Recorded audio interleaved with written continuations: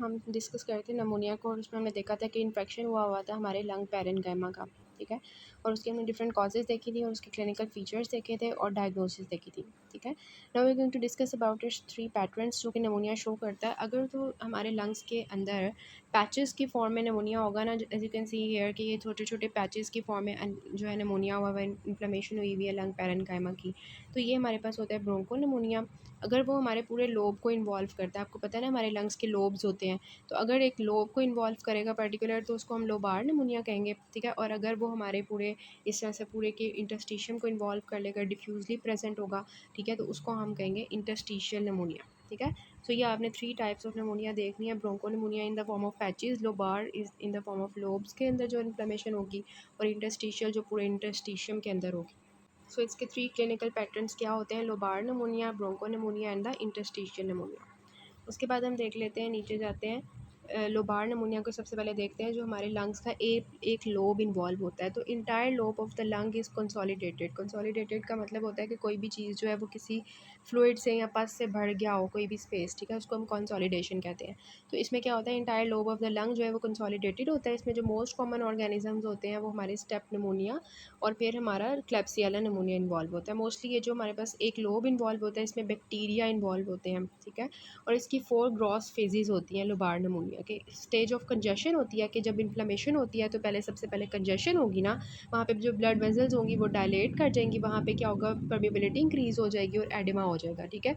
तो stage of congestion में क्या होगा, we will have the congested blood vessels and the oedema, ठीक है।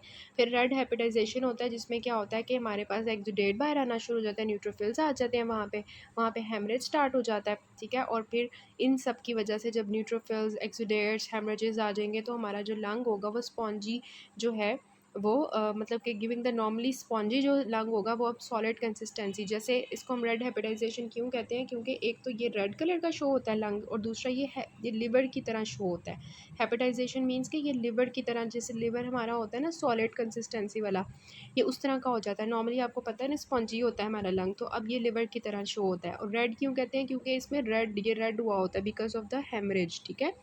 नेक्स्ट हमारे पास ग्रे हेपेटाइजेशन होती है। ग्रे हेपेटाइजेशन के नाम से आपको क्या समझ आ रही है कि अब हमारा जो लंग होगा वो ग्रे कलर का हो जाएगा, और हेपेटाइजेशन मीन्स कि अभी भी उसकी जो अपीयरेंस होगी वो क्या होगी, लिवर की तरह कंसिस्टेंसी होगी, हार्ड सॉलिड, ठीक है। और ये क्यों होता है रे हेपेटाइजेशन के, अब वो रेजोल्यूशन की तरफ जा रहा है ना, निमोनिया इन्फ्लेमेशन, अब हमारी बॉडी उसको जो है रिजॉल्व करने की कोशिश कर रही होती है। तो वहाँ पे जो आरबीसीज पहले रेड हेपेटाइजेशन में प्रेजेंट थे, हेमरेज में प्रेजेंट थे, अब वो क्या होंगे, वहाँ पे डिग्रेड होना शुरू हो जाएंगे एक्सुडेट में, तो उसको हम कहेंगे ग्रे हेपेटाइजेशन। और फाइनली रेजोल्यूशन हो जाएगी, अपनी लंग जो है वो अपनी फाइनल स्टेट में वापस आ जाएगा। इसकी पिक्चर्स देख लेते हैं। ये आपके पास पिक्चर है सबसे पहले स्टेज ऑफ कंजेशन की, जिसमें आपको जो लंग होता है वो इस तरह से कंजेस्टेड नज़र आता है, इसमें बहुत ज़्यादा एडिमा हुआ होता है, ठीक है। और आपके कुछ बहुत आरबीसीज और न्यूट्रोफिल्स होते हैं, मोस्टली आपको एडिमा मिलता है। दूसरी जो स्टेज होती है रेड हेपेटाइजेशन में, देखिए लोबार नमोनिया है, ठीक है, एक लोब को इन्वॉल्व किया हुआ है, रेड कलर का हुआ है, और इसकी जो कंसिस्टेंसी होती है वो हमारे पास फर्म हो जाती है, ठीक है। और यहाँ पे आपको क्या मिलता है, न्यूट्रोफिल्स और आरबीसीज बहुत ज़्यादा मिलते हैं क्योंकि हेमरेज हुई हुई है और न्यूट्रोफिल्स हुए हुए हैं, ठीक है। ग्रे हेपेटाइजेशन जो होती है इसमें हमारे पास क्या होता है, जो लंग होता है वो अभी तक फर्म ही होता है, लिवर कंसिस्टेंसी वाला, लेकिन ग्रे कलर का हो जाता है। क्यों, क्योंकि अब यहाँ पे फाइब्रिन डिपॉजिट होना शुरू हो जाता है, मैक्रोफेजेस आना शुरू हो जाते हैं, ठीक है। अब रेजोल्यूशन की तरफ जा रहा होता है, और फाइनल स्टेज होती है रेजोल्यूशन की, जिसमें लंग अपनी असल हालत में वापस आ जाता है, और इसमें ज़्यादा आपको लिम्फोसाइट्स और मैक्रोफेजेस मिल रहे होते हैं, ठीक है। नेक्स्ट हमारे पास आता है ब्रोंको निमोनिया। मैंने आपको बताया ये पैची कंसोलिडेशन होती है, ना कि हमारे पूरे लोब को इन्वॉल्व करेगा, पैचेस की फॉर्म में होगा, मल्टीफोकल हो सकता है, बायलेटरल हो सकता है, दोनों लंग्स को इन्वॉल्व कर सकता है। इसमें बहुत से ऑर्गेनिजम्स इन्वॉल्व होते हैं बैक्टीरियल।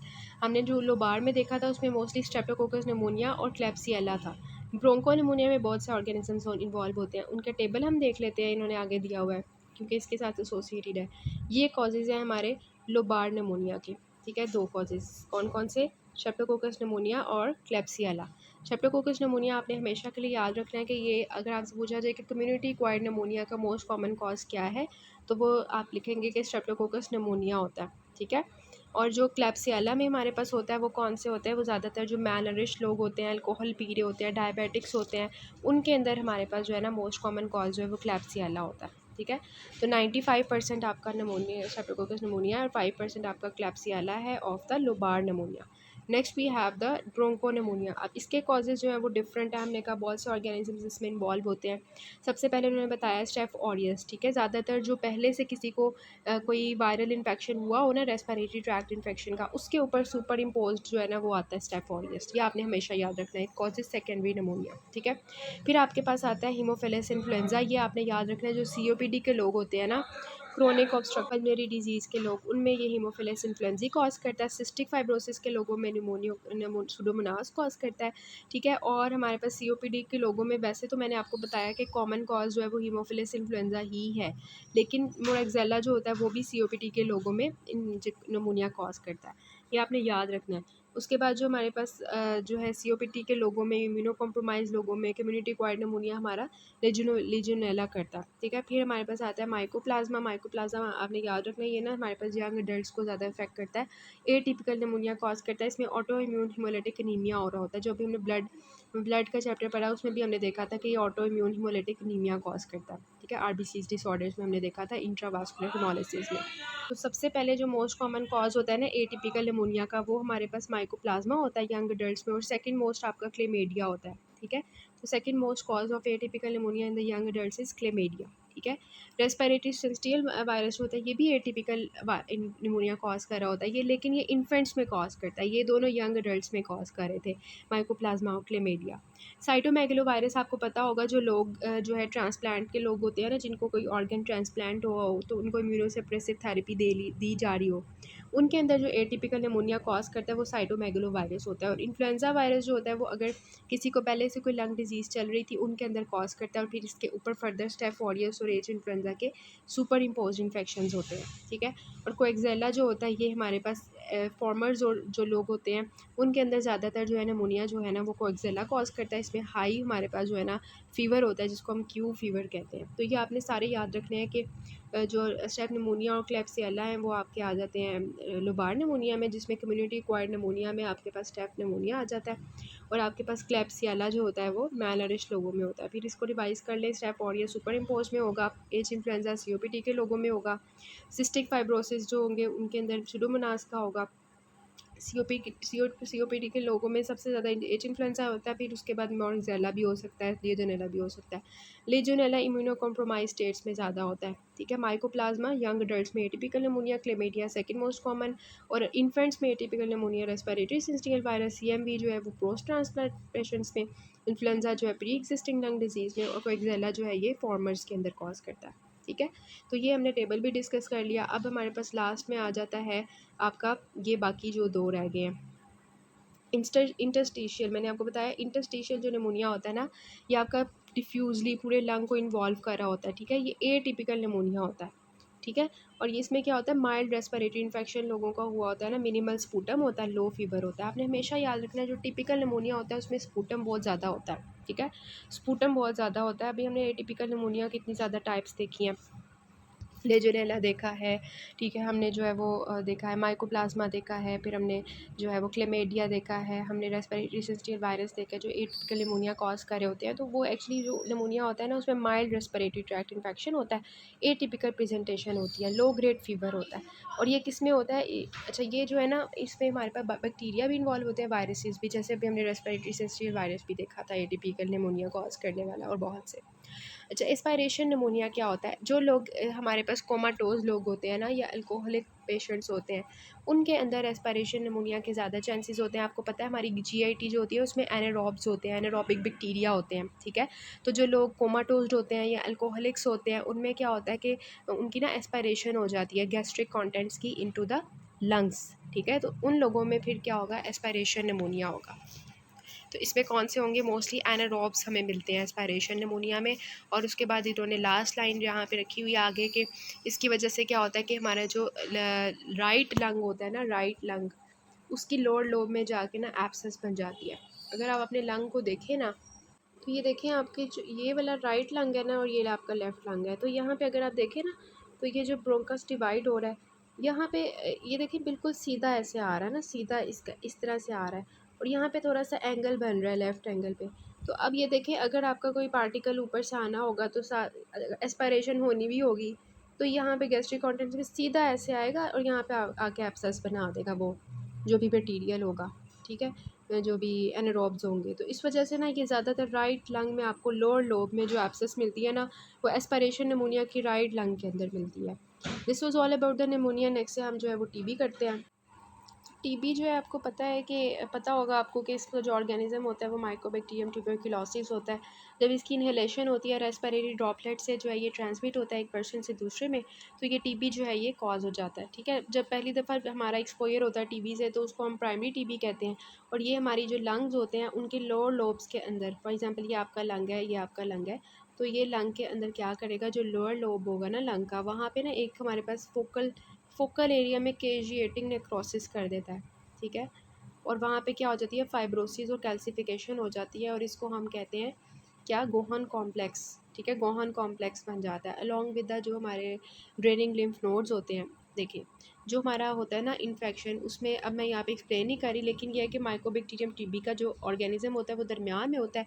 उसके इर्द गिर्द जो है वो हमारे क्या होते हैं, सारे वो सेल्स होते हैं, lymphocytes, macrophages, giant cells, epithelioid cells. ठीक है, और उसके बाहर क्या होती है, फाइब्रोसिस हुई होती है। ठीक है, फाइब्रोसिस हुई होती है। तो ये पूरा ना हमारा एक पूरा टीबी का ग्रेनुलोमा और केशिएटिक नेक्रोसिस दरमियान में हमारे पास जो है ना हुई होती है। दरमियान में सारे सेल्स मरे होते हैं ना, तो उन्होंने वहाँ पे चीज़ी लाइक नेक्रोसिस जो है ना बना दी होती है। ठीक है, ये पूरा हमारे पास एक वो पूरा ग्रेन्यूल्स यहाँ पे बना होता है।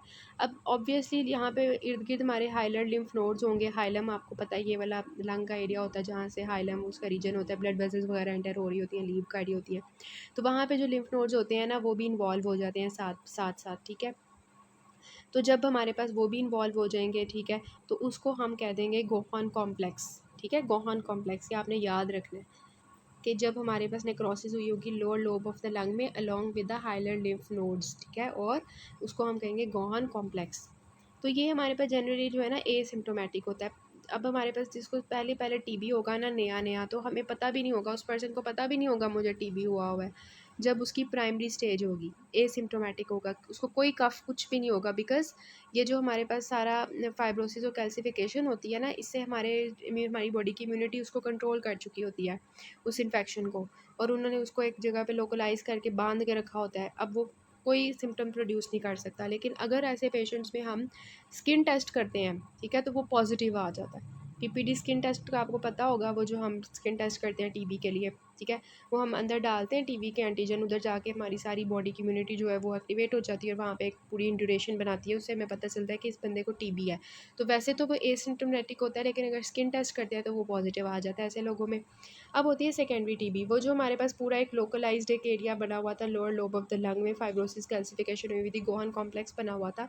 अगर वो रीएक्टिवेट हो जाए, रीएक्टिवेट कैसे हो सकता है कि अगर उस पेशेंट को उसकी इम्यूनिटी लॉस हो जाए, वो फॉर एग्जांपल उसको एड्स हो जाए, फॉर एग्जांपल उसको कोई वो स्टीरॉइड्स लेना शुरू कर दे, फॉर एग्जांपल उसको डायबिटीज़ हो जाए, फॉर एग्जांपल उसको कोई भी ऐसी बीमारी हो जाए जिसकी वजह से उसकी इम्यूनिटी कम हो जाए। ठीक है, तो ऐसे पर्सन में वो जो हमारे पास पड़ा हुआ था एक पूरा फोकस, वो रीएक्टिवेट हो जाता है। ठीक है, रीएक्टिवेट हो जाता है। जब वो रीएक्टिवेट हो जाता है तो उसकी वजह से हमारे पास सेकेंडरी टीबी होती है। वो कैसे होती है, पेशेंट विद एड्स या वो जब बूढ़े हो जाएंगे, तो अब जो हमारे पास सेकेंडरी टीबी होगा ना, वो होगा एपेक्स ऑफ लंग में।